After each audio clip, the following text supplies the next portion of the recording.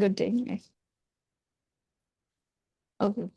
Hi everyone, this is Dr. Mansi from Homeopathy360 and I am back again with the another session on Teach Beyond Boundaries with Homeopathy360. A very warm welcome to everyone and thank you so much Mr. Bray Williamson for coming on this platform today.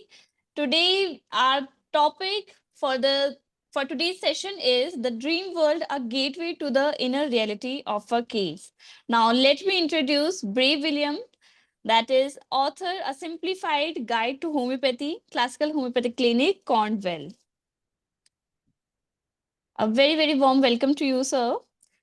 Thank you very much, Dr. Mansi, and thanks for the introduction. So here we have Bray.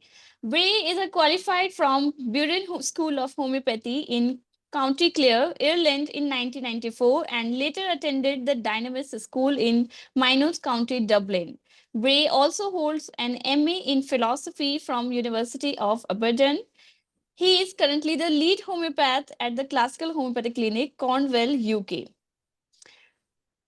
Bray has lectured in the UK, Ireland, and the United States of America. He has also been published in the Journal of British Society of Homeopaths.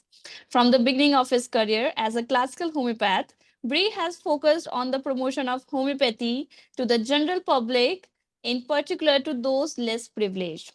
He held free clinics in Ireland for Irish travelers and many more. Bray also helped to compile the repertory elements for Nola icings, provings of limestone and marble.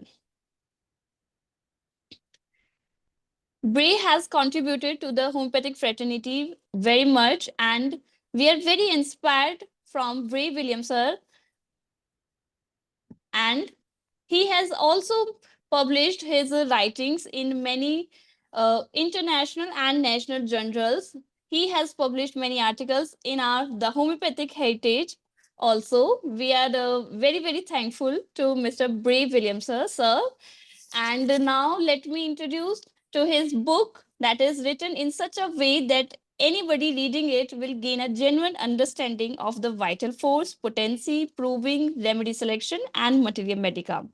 Alongside treating his patients at the Classical Homeopathic Clinic in Cornwall, Bray is also working on his next two books, which are due to be released within a year.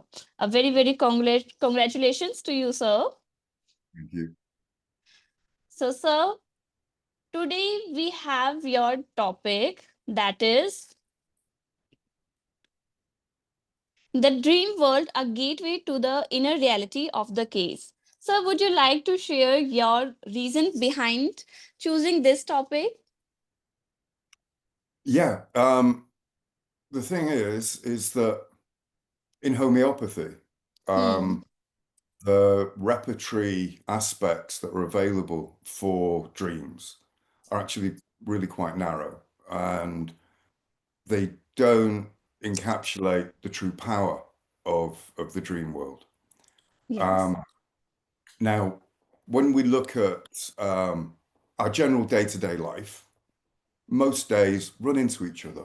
We don't remember them. If you ask me what I was doing 2 weeks ago, I wouldn't know. Yes. But when something significant happens, then we recall it. Or if we have a continuing stress in our daily life, it affects us. And Hmm. this is often when we require homeopathic treatment. Um, in the dream construct, we also only remember the really significant dreams or ones that are repetitive. In the main, they're like our day-to-day life. We dream, they go. Now, in order to understand the power of the construct that we dream, you first have to understand the nature of the conscious construct. So people just generally believe that their senses are their eyes they're seeing with, their ears they're hearing with. Yes. In actual fact, what's happening is an electrical signal is being sent to your brain, and your brain constructs from that signal what it is you perceive. So that in itself is a construct. Now, when we look at, we're all individuals, so it's like, well, why do we have then the same construct? In actual fact, we rarely do. We have very similar constructs.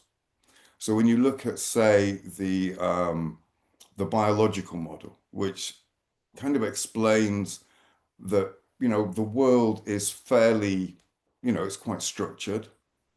But in order for us to exist and to cooperate and live in the world, we had to evolve a similar perception. Um, Without that, I would see one thing, you would see another. But even with that, if we look at, say, a tree, the light reflecting from the tree goes into the eye, hits the retina, that sends a signal to the Okay. brain. The brain then creates a tree. But your tree and my tree may be ever so slightly different because of the way Hmm. we work.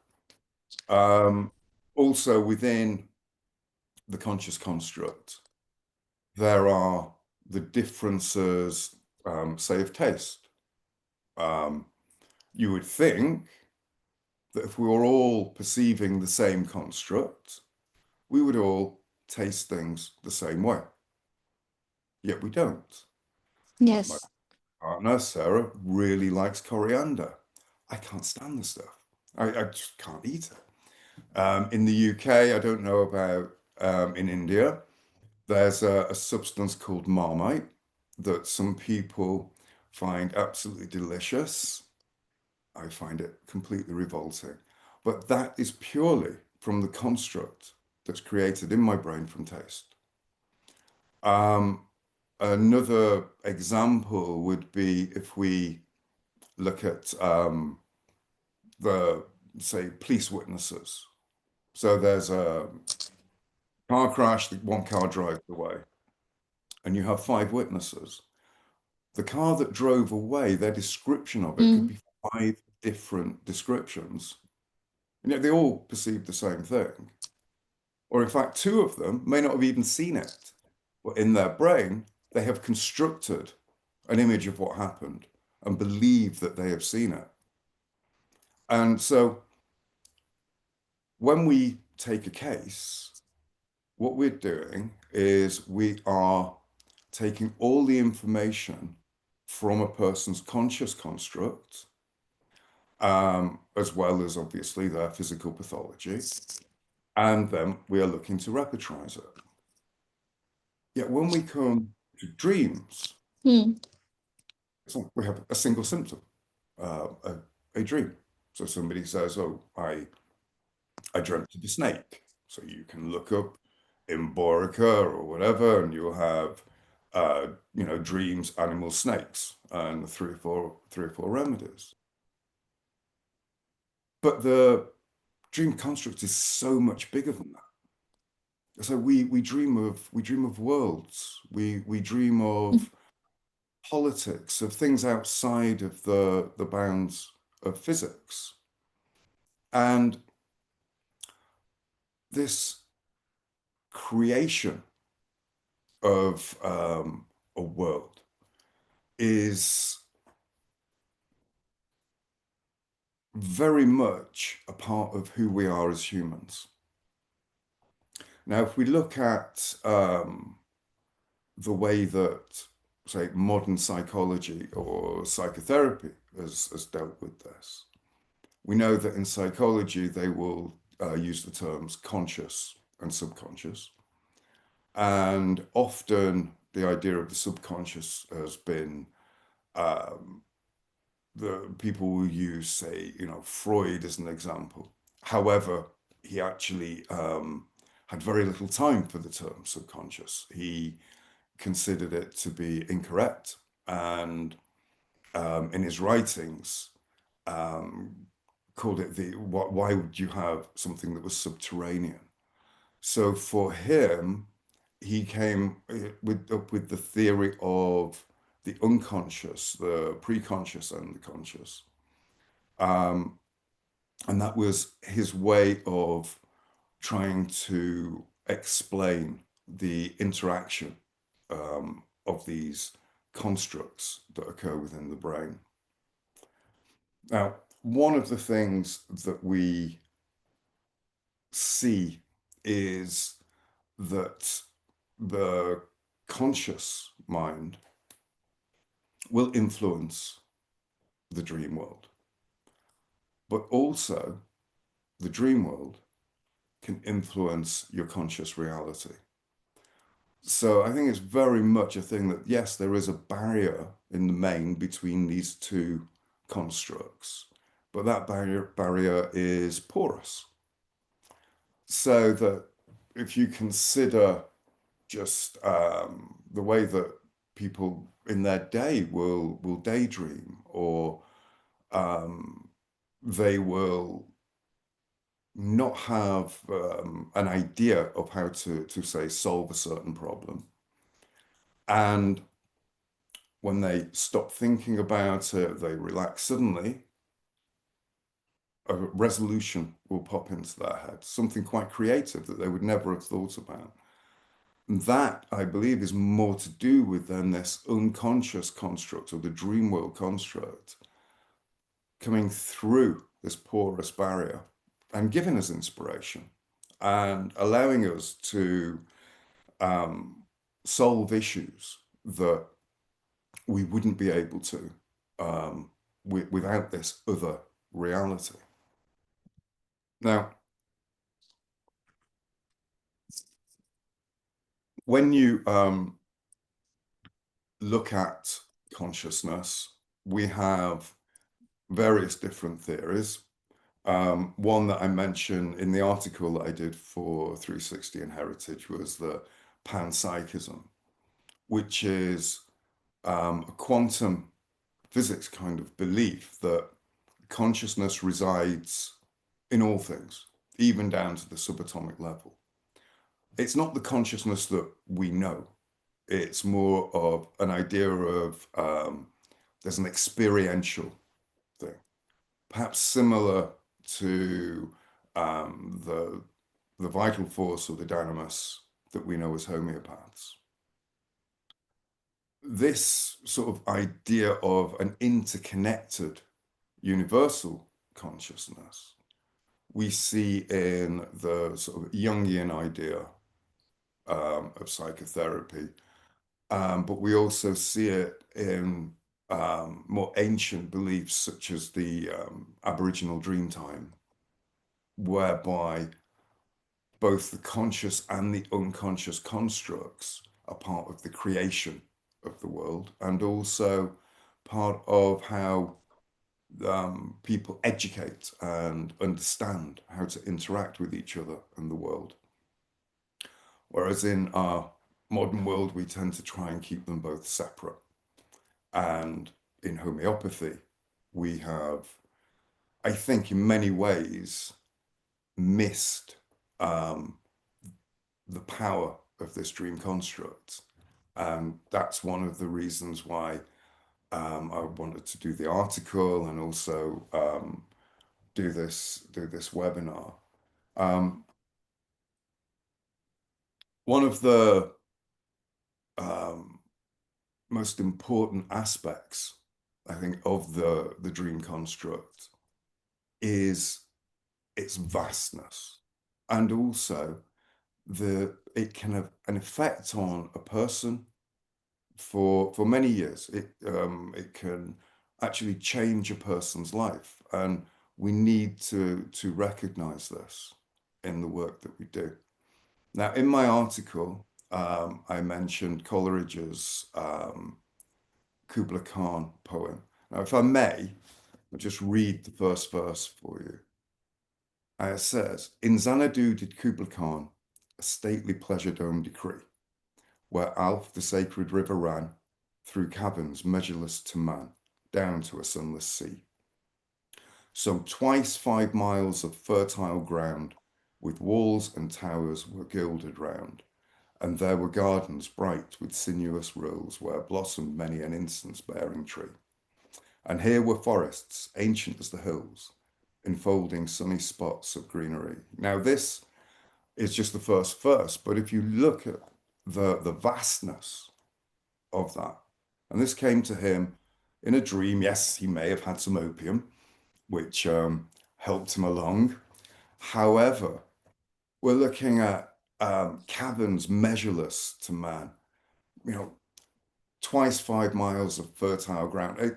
It's obviously a huge construct that he experienced in that dream. And it influenced him for a number of years before he sat down to actually write the poem. And even then, he says that he was disturbed and then lost the the flow and it was gone. But that poem has influenced many artists since then, including, as I mentioned in the article, one of my favorite rock bands, Rush, and they wrote their song Xanadu for their album Farewell to Kings. And this is this is the power of the dream, that a dream can change a man's life, that it can create art, and then it can move from them to others to create music and song just from a dream. So if it can do that, then in the case, it can be incredibly significantly important. And I think this is something that many of us miss when we are taking our cases. And there's one case of mine that it was maybe 22, 23 years ago that opened my eyes to this idea of the dream construct. It was so I'd been in practice then. So, sir, many times we have seen that what patient sees in his dream, those things come true in their world. Of course, this also can be the case. Yeah. Ah. But Have this, you encountered such patients, sir? um, I've had people come to me where um, they said that they have had a dream, Huh. then later an event has occurred that is very similar to the dream that they have had, that kind of almost precognition kind of idea. Hmm. Um, um, that that I think is that's a whole other area of and probably more to do with that interconnectivity, Hmm. consciousness and Yes. um, whereby um, in the same way as when we have an acute, when people are starting to get an acute illness, often their dreams can be far more vivid than normal. Now, those dreams, the vividness of them, the power of them, can sometimes actually indicate the remedy they require for that acute because they are being energetically influenced, which is affecting their dreams before they even start producing the symptoms of illness. So that can often be a gateway to catch the acute before it actually Hmm. manifests in its fullest form. Um, but the case I want to just highlight is yeah, I was in practice about 7 years, and I hadn't really at that point for myself understood the power of the dream construct. I had a lady come to see me. Now she was, if you think of the archetypal school headmistress, very, very, very, a very, very tucked in lady, very strong, very stern. quite intimidating, to be honest with you. And she'd come Hmm. see me for some menopausal symptoms. And in her case, she'd mentioned a particular dream, and I didn't really take a great deal of notice of it. I did the case and I gave her a remedy. She had some amelioration of the symptoms, but nothing fantastic. And she came back. I retook the case. I prescribed again. Still, it wasn't very good, to be perfectly honest with you. And when she came a third time, she was still talking about this dream. And so I went through the case and I noticed that each time she'd mentioned about that she dreamt about her cat. And that in some of the dreams the cat was missing, and in some of the dreams the cat was there. But it was a constant thing that she dreamt about her cat. And so in that, I was looking at the everything that she'd told me previously. And sometimes when you're doing a case, you have a little mental pop. It's like an idea comes that perhaps there's something here. And so I asked her a question. Um, now, it's one of those things that taught me so much about case taking, not just about the dream aspect, but also about assumption. Because she was there telling me about dreams about her cat. So I asked her, do you have a cat? No, she didn't even like animals. And yet in her dream, Hmm. this was meant everything to her. So I put the rest of the case away and I got her to talk to me about this dream, to explain to me how it affected her. Yeah. And what I found was that when the cat was in her dreams and it would be on her, she would stroke it, it would, purr and give her all that attention. Her symptoms the next day were somewhat better. When the cat wasn't there and she was concerned and looking for it and couldn't find it, her symptoms were worse the next day. Now, I'd asked her before, is there anything that makes it better or worse? The answer was obviously no. She was, like this. And so at that point, I looked back at her case, I looked at what she was saying that was completely different to who she was as a person in the world that she expressed. And I prescribed based on that. I gave her pulsatilla. And she did not act or look anything like a pulsatilla. But I gave her pulsatilla and her symptoms ameliorated and remained when it was repeated, when it was required. She got through the menopause with minimal issues. Um, and that taught me a great lesson that this dream world construct can show us the truth of a case. Um, but we must not be restricted in our repertoire to just dream rubrics. What we must do is look at the dream, look at how it affects the patient, and properly go through taking that case as if it was a conscious case. Because what we'll find is that unlike the way that like psychologists will tell us that the dream is purely a thing of a filing system, where we go through our day and put things away. Um, our dreams and what we construct in them when they are significant, as I've said, can be as significant as the conscious world. Now, an important area to understand is that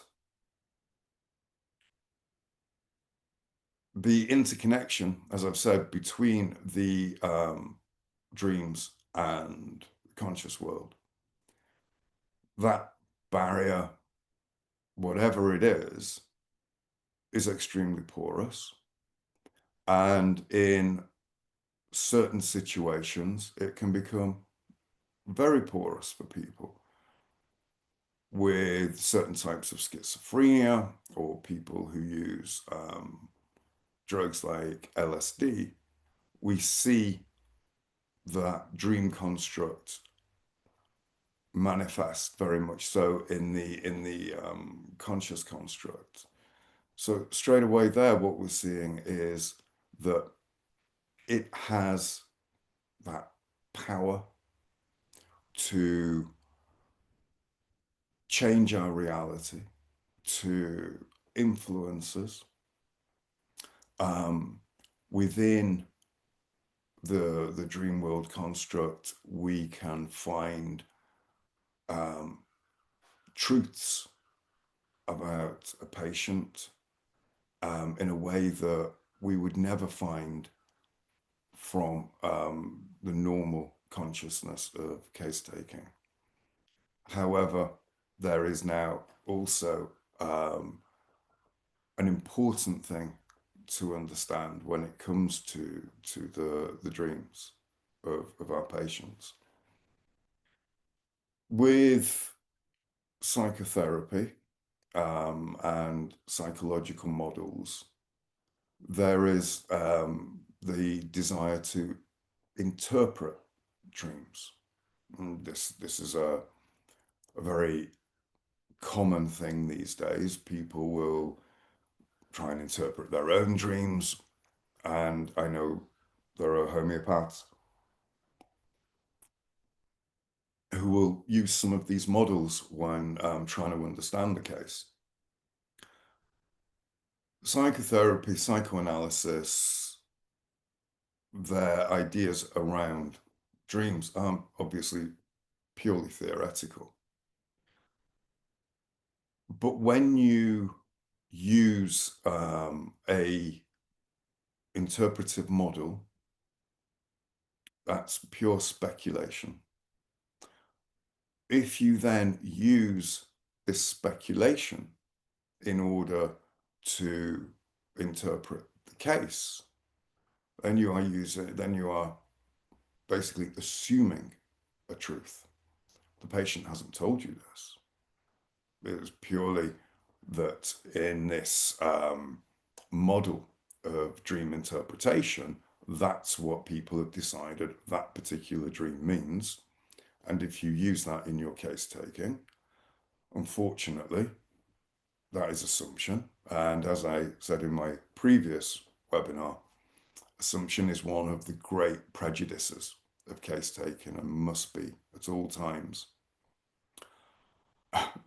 removed from the work we do. So it is always important to ensure that when doing any analysis, it is from what the patient has said, not from somebody's model or not from a way of interpreting it for them in their work, in psychotherapy. That may work for them, but we are homeopaths. And for us, it must be a clear symptom that has been expressed by the patient. Excuse me. And if that comes from the dream state, we have to delve into it in the same way as we would if it comes from the conscious construct. Now, one of the areas that some people will use when looking at dreams will be to go through delusions or illusions or fears to try and expand their ability to repertorise. In truth, the whole repertory can be used in order to do the analysis when it comes to the dream construct. If a patient, excuse me, says to you that they dream of people, everybody that they know are attacking them, and that their friends have turned on them, then we don't need to look for dreams. You know, we can look, yes, in, you know, something like delusions surrounded by enemies. And this is quite acceptable because this dream is having a profound impact on their daily life or on them, on the way they feel, and therefore it is relevant to the case that we're taking. When we look at, as Dr. Mansi mentioned there, the way that some people will dream in a, what we could call a precognitive way. This is far more energetic in its source. So if you look at if somebody dreams of let's say something unfortunate, they dream of being in a car crash and being injured. When we look at the way that a homeopathic remedy works, so a remedy, as we all know, can bring up symptoms from 10 years ago, from 20 years ago, you know, this return of old symptoms, and then the removal of those moves that patient into a state of greater health. A remedy can transcend that time of pathology. Now, I think it's also quite possible, given the interconnectivity of energy, in that we know that it is the energy of things that affect the dynamis that then creates disease, whether that be mental, emotional, or physical. But that energy doesn't have to be locked into the construct in which we are living. So for us, right now is right now. However, if you consider the time that it takes, it's only a very tiny amount of time for the senses to take in the information and for the brain to construct that information into your real world. We are actually all just slightly in the past. Now, that is my way of trying to look at the possibility then that the information, if we're all slightly in the past, and the information we are receiving, we could say is slightly in the future to our perception. So there, energetically, it is not impossible that a energetic event can move into our energetic sphere and create a dream that then is perceived to be a precognitive dream, because we see this thing and it happens. But it can also be that a person has a dream of, being in a car crash. And that could also not be a precognition. It could merely be that they are incredibly bad drivers, and their dream construct recognizes that and creates this scenario that perhaps they need to change their driving style to improve what they do. And if they don't, then down the road they end up having the crash. And we take that to mean that this was some future thing coming in, when really it's more of a dream construct warning to get to drive better. So I think both are possible, but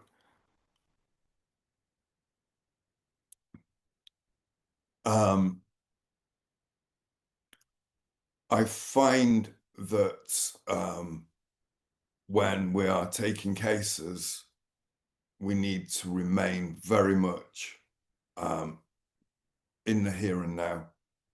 And it's very important that, as I've said, everything that we use in the analysis of the case comes directly from the patient.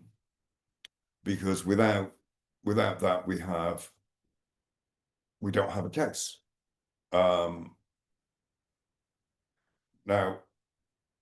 one of the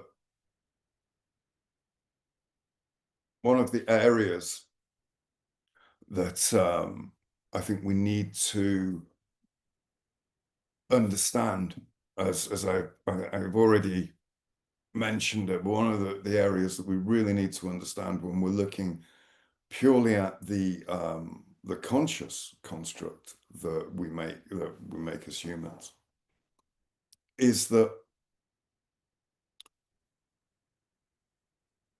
when we look at our case taking, and we have a person who comes to us with a severe delusion. They're suffering from,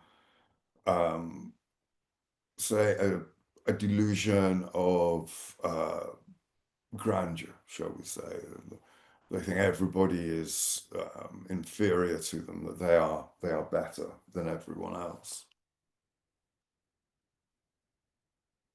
It's quite possible that that delusion has drifted in. It has come in from the unconscious or the dream construct, where obviously in their dream world they are a power within that, and then it's come into the conscious and got stuck, and so now it is a part of the unconscious mind creating this delusional state. It doesn't change how we would treat it. We would take it as part of the case and find the remedy that they need constitutionally. But what it can do is give us a gateway that we can, rather than just take it as a blank, oh, this person has this delusion, but we can use it as a gateway to try and open up that dream world construct or that unconscious construct within the patient, and find the source of that delusion. Now, is it from that, or is it from some other fundamental cause that has affected them? So we can have then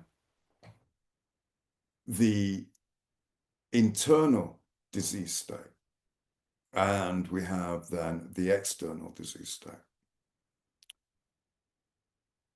To explain that, what I mean is, if an issue arises in the conscious reality that has come from the dream construct, that is quite possible for that to be an internal pathology. It is something has got through the barrier and has started to affect the consciousness. And that in itself then can affect the dynamic element of a person, and so then create more pathology. And so,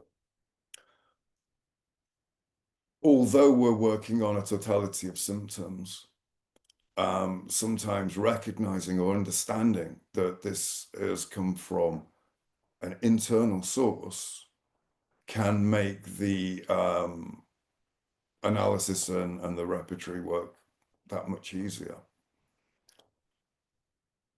But obviously, the other is that there can be the energetic principle where something has affected the dynamis. This then has affected the conscious construct. And that in turn can also feed into the dream construct, which can allow us to find the remedy to help cure the patient of the issue within their conscious mind.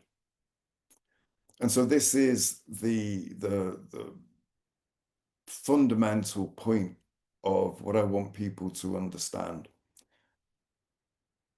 That's why it's called my article and this talk today as the dream world, the gateway to the inner reality of a case, because I do believe that when we can understand this properly, when we can open our minds to these events that can occur within the dream construct, and that we can treat them with the same level of importance as we do issues within the conscious construct, then yes, this can be a true gateway to understanding the case. I mean, obviously, that's not the case with all dreams. Just as in the same way as I mentioned at the beginning, many days can run into each other, and one small event in a day may not will not be the core of a case. But it's when we have a fundamental cause in our conscious world, or when we have a maintaining cause due to external influence, we take these and we analyze and work the case based on these issues. And I believe that as homeopaths, we need to be looking far more deeply at the dream construct, that when people come with something that has affected them, and in some cases it can be a dream that has affected them for years, it has changed their life, it has sent them on a different path, that we need to truly take these issues, these dreams on board, and work them, as I've said, as if they were a part of the conscious construct. Now, Dr. Mansi, I've said quite a bit on this, and I'm quite happy to open up to some questions, if there are any, or I can continue and look at some of the other aspects of the dream world construct. I think she may have disappeared for a while, so I will continue.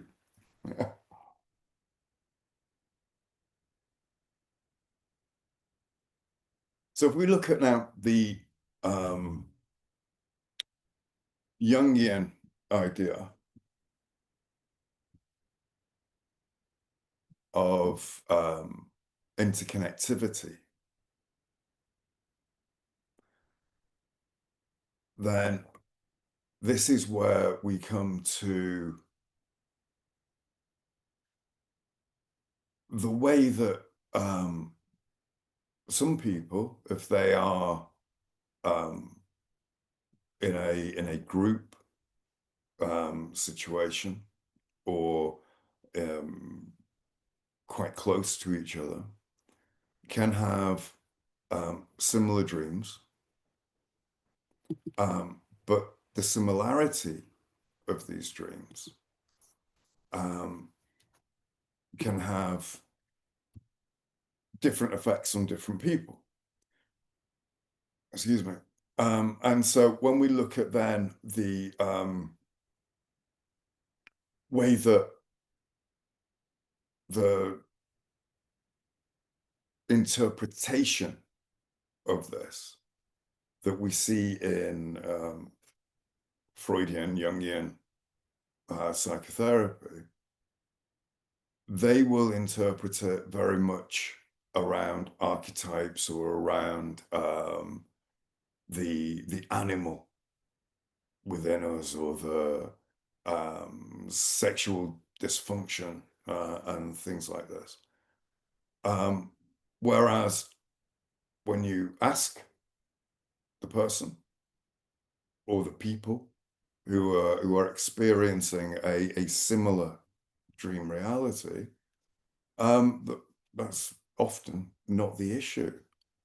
It's for them, it's more about that they feel interconnected, and that interconnection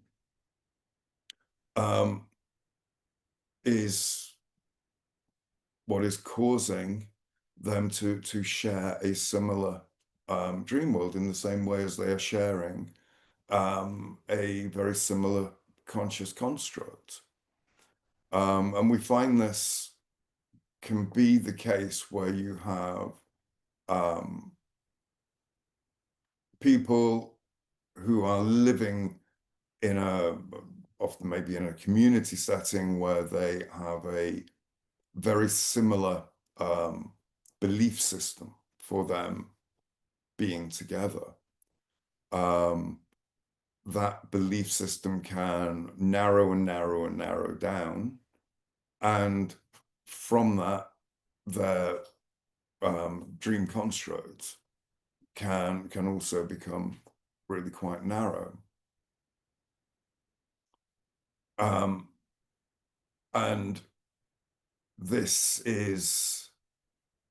can then be an issue for one of these people when if they leave that community, because then they find that they may continue to have issues within their conscious world, and also within their dream construct, and that's when they will come and see us, come and see a homeopath in order to clear the what was or what has become a pathology from being in that particular group of people. And in that case, if you consider that this sort of dream construct that they are having because of this interconnectivity, even though they're left, as I said, that's more of a grafting, energetic disease state from the group. And so what then we really need to work on is more to do with the conscious construct than the dream construct, although maybe some of the things from there will be useful, but it's it's a different issue when you're looking at a group interconnectivity and that energetic influence from this amalgamation of people. Sometimes you'll find that one person will be obviously the dominant. You get that within cults and what have you, and also within religious groups. And so the way that those cases work, we have to work very much along the way that they have been influenced and try and remove that energetic influence with a remedy in order then to see what the truth of their consciousness, their conscious construct is, and the truth of their dream construct. But when you have a group that's completely interconnected, it becomes very difficult to say that yes, that dream construct is theirs, because it may well not be.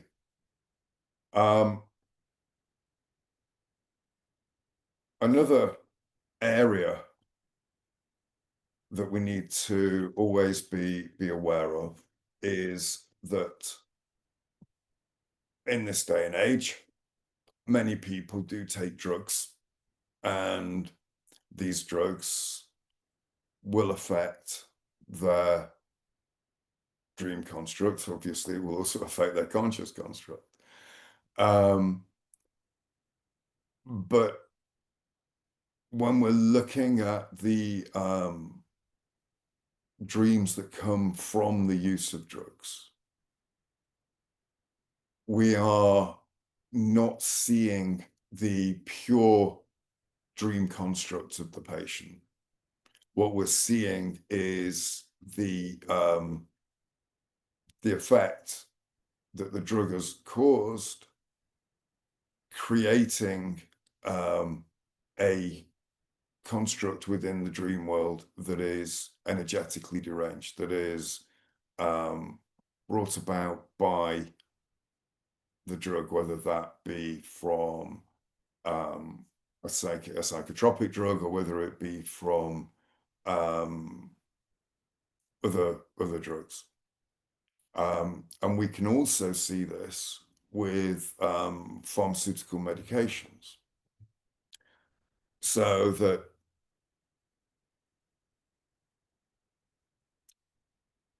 certain medications that people take can completely suppress their dream construct. People who maybe used to dream quite a lot in the past are now barely in their remembrance. They feel they're barely dreaming at all. Or there are others who, say particularly with the use of steroids for one, will have very powerful dreams of violence, or dreams of the rage that it is creating inside them. But these dreams, these constructs, are caused by the drug, and this is one of the issues that we have with pharmacological drugs, is that what they call side effects, we call material proving. And these effects that they have on the dream construct are parts of the material proving of those drugs. And that's something that it's important to note, that when you're taking the case, that your patient, if they are on these medications, can well be doing a material proving, as well as having the pathology that they have come to see you with. And sometimes the dreams that are caused by these drugs can be an indicator for the proven effects that they are going to be exhibiting in their conscious construct, in their day-to-day life. And so that enables us then to, when we are analyzing the case, take into account that which is proving from the pharmacological, that which is disease state of the patient. And although we will prescribe on the totality, we can be aware that while the patient is maintaining the use of this pharmacological drug, that those symptoms may well continue because of the proving. And so where we look to see that our remedy is acting in its most powerful way are the elements of the case which are not caused by that proving. And that's also the same with, as I said, within the dream construct, that any dreams that they have that are powerful or significant for them, we need to analyze and understand that which is caused by the drug and that which is part of their pathology that will guide us towards the correct constitutional remedy.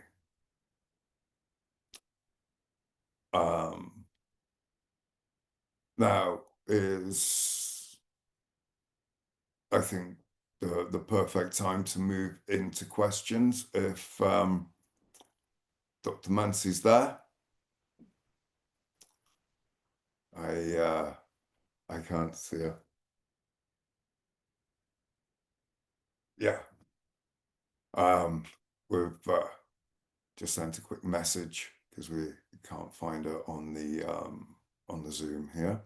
I hope you'll just bear with me.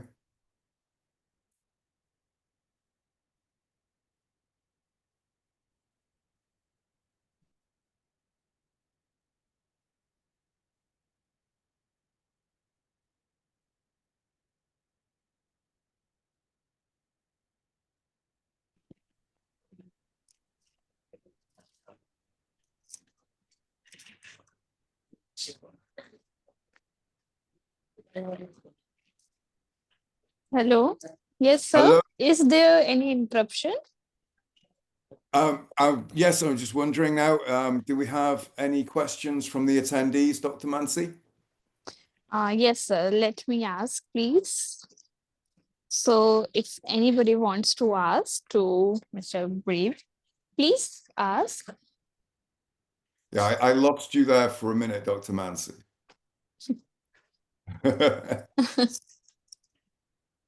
Hello. Yes. Hi, sir. Did you escape? No, no, sir. I was there.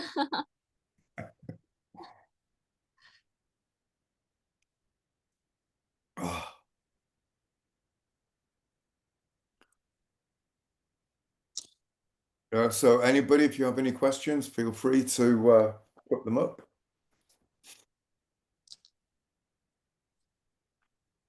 So we have one question from Sri Devi. She's asking if anyone don't have any dreams during sleep, what we can understand. If anyone doesn't have dreams, Yes. what can we understand? That's a good question. In truth, everybody dreams. Yes. And what we are seeing there are, say, somebody who doesn't dream significant dreams. They are dreaming day-to-day life, as it were. And really, that's like, okay, that's fine. we will take their case from their conscious construct. But this is about where people have that significant dream that affects or changes them. Hmm. Uh, People who say do not remember their dreams or um, have nothing significant in their dreams, their constructs are different. And so we just work with the conscious construct. I hope that answers Yes. the question. Yes, sure. So, any other question?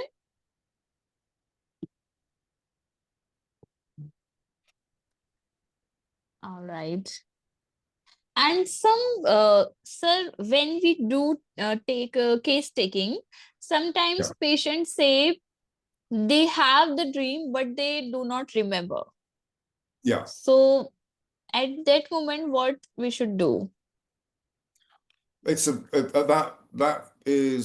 that's of no consequence in Hmm. that because it's only when the dream is significant and has an effect.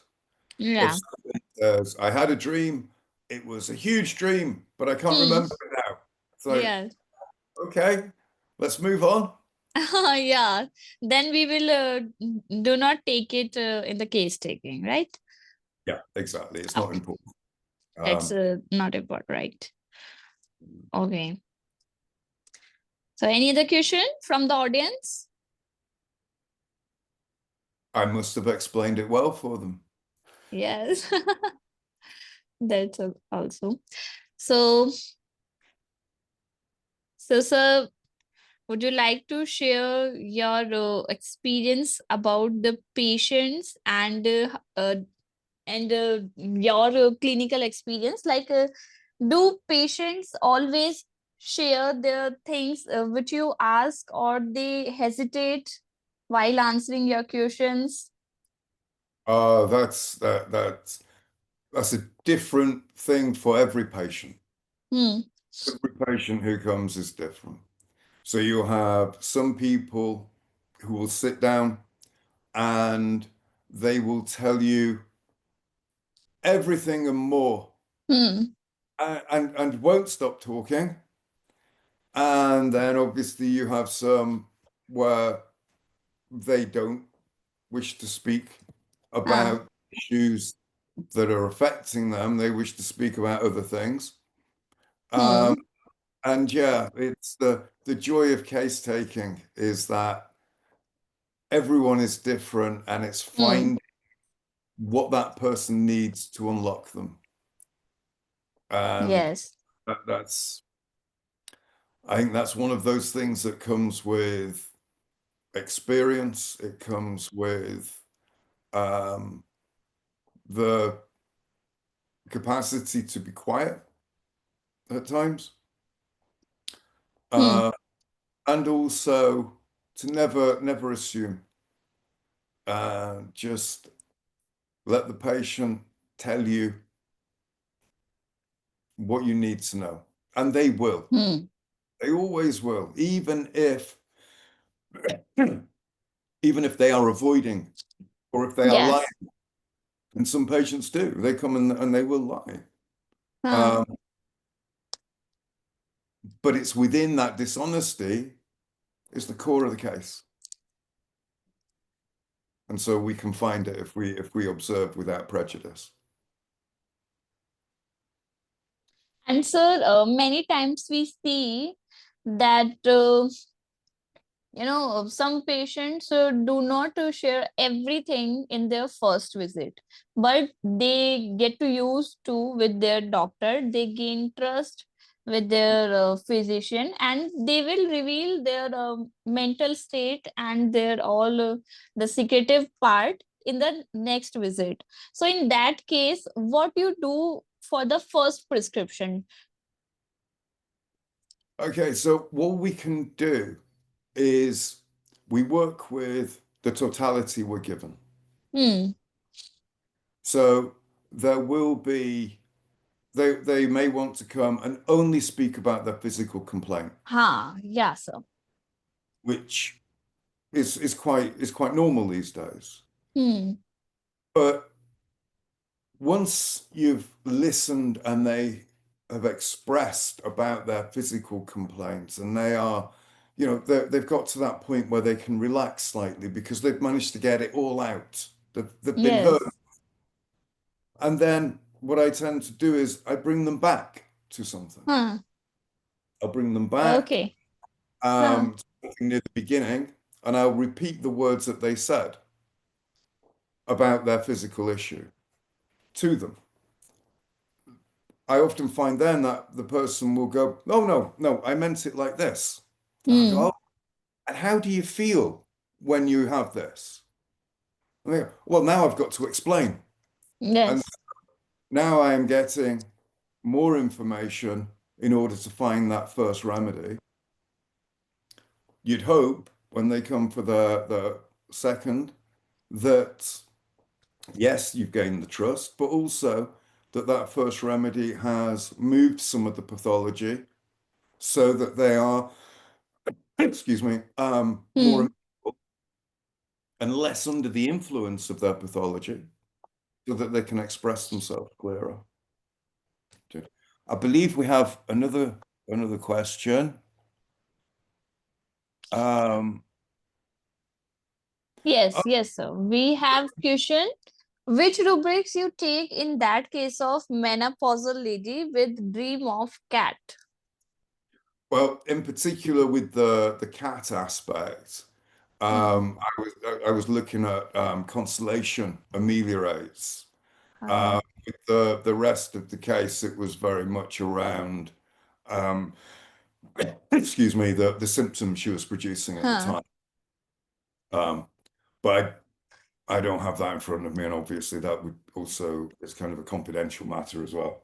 Yes, that's confidential. That's okay. Totally okay, sir. Any other questions?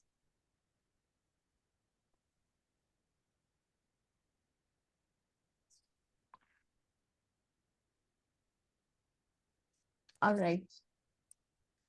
So I guess that's all for today's session, sir. Hey, Yes. it's been lovely to meet you, Dr. Mancy. Thank you so much, sir. And we also have a very great time in from by learning with you. And the case presentation was very well and very informative to all of us. Thank you so much, sir, for And giving us your time and your clinical insights from your case. I thank you. wish we will meet again on the Homeopathy 360 platform with Yeah, another session and another topic. yeah, I'd love to. Thank you so much, sir. Okay, well, bye for now. All right, so Thank you everyone for attending. All thank you. right. Okay, Bye-bye. sir.